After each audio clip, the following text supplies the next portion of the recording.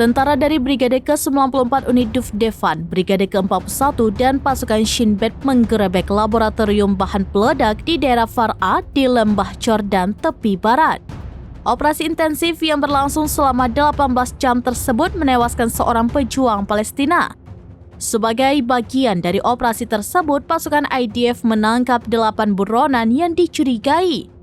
Selain itu, menemukan lebih dari 80 alat peledak. Pasukan juga menyita senjata tambahan dari kendaraan mencurigakan yang ditemui selama operasi. Tidak ada korban luka yang dilaporkan di antara pasukan Israel. Pasukan perlawanan Palestina Hamas mengubah strateginya agar tentara Israel tak bisa mengambil para sandera di Gaza. Strategi ini diubah setelah sebelumnya IDF berhasil menyelamatkan 4 sandera. Namun di sisi lain mereka membunuh ratusan warga Palestina. Para pemimpin Hamas disebut memberikan perintah tetap kepada para agen yang ditugaskan menjaga para sandera. Apabila tentara Israel terdeteksi mendekati lokasi sandera, Hamas diperintahkan menembak para tawanan.